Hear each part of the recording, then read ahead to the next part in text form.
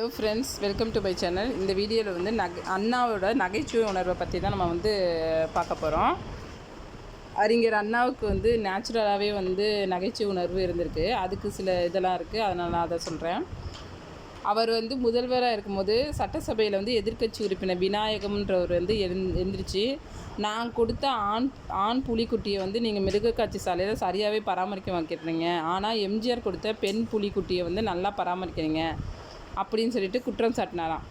உடனே அண்ணா இருந்து, சரி சம்பந்திங்க 2 பேரும் வந்து உட்காந்து பேசி அதை தீர்த்துக்கோங்க அப்படின்னு சொல்லி சொன்னாங்க.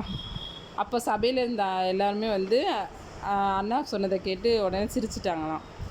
அடுத்து வந்து அதே இதில் அண்ணாவோட ஆட்சி காலத்திலேயே வந்து சட்டசபையில் வந்து அதே மாதிரி விநாயகம் எழுந்து திருத்தணி முருகன் கோயிலில் வந்து தண்ணீர் வழங்க செய்யும் திட்டம் வந்து கார்த்திகை மாதத்துக்குள்ளே நிறைவேற்றுவாங்களா அப்படின்னு கேள்வி எழுப்பியிருக்காரு. அதுக்கு அண்ணா சொன்னாராம், தமையன் விநாயகருக்கு இளையவர் சுப்பிரமணியன் மீது எவ்வளோ தான் அக்கறை அப்படின்னு சொல்லி சொன்னாராம். உடனே சிரிச்சிட்டாங்களாம் எல்லாமே.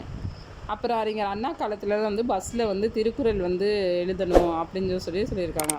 ஃபஸ்ட்டு வந்து யாகாவராயன் நாக்காக்க காவாக்கா சோகாப்பர் சொல்லியிருக்கப்பட்ட அந்த குறளில் தான் வந்து எழுதியிருக்காங்க. அதுக்கு வந்து சட்டசபையில் வந்து கேட்டிருக்காங்க, இந்த காக்கப்பட வேணும்னு சொல்கிறீங்கன்னா அது பயணிக்கா, ஓட்டுநருக்கா, நடத்துனருக்கா அப்படின்ட்டு ஒருத்தர் கேட்டாராம். உடனே இதை வந்து நம்ம கரெக்டாக பதில் சொல்லணும் அப்படின்னு சொல்லிட்டு, யாகாவராயன் நாக்காக்கன்ற குறள் வந்து நாக்கு இருக்கிற எல்லாத்துக்கும் தான் அப்படின்னு சொல்லிட்டாராம். அதே மாதிரி ஒரு தடவை வந்து மொரார்ஜி தேசாய் வந்து அண்ணாட்ட வந்து இந்தியை பற்றி பேசி அதை வந்து கன்வின்ஸ் பண்ணிகிட்டு இருந்திருக்காங்க.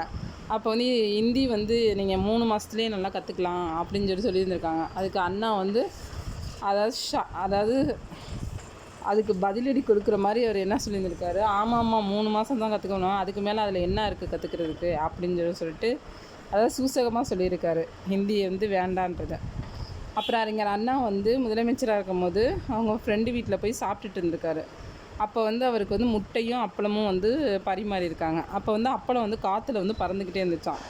உடனே அண்ணா கேட்டிருக்காரு, அப்பளம் என்ன விலை அப்படின்னு கேட்டிருக்காரு. அதற்கு அவர் சொல்லியிருக்காரு, காலனா அப்படின்ட்டுருக்காரு. முட்டை என்ன விலை அப்படின்ட்டுருக்காரு.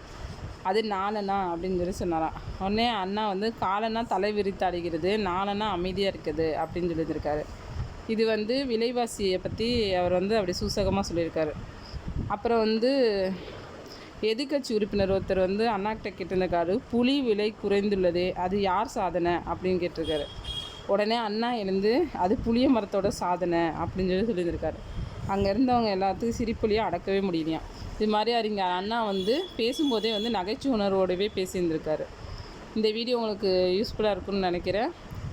இன்னும் வந்து இந்த மாதிரி வீடியோஸ் வேணால் என்னோடய சேனலை சப்ஸ்கிரைப் பண்ணுங்கள், லைக் பண்ணுங்கள். தேங்க்யூ ஃபார் வாட்சிங். பாய்.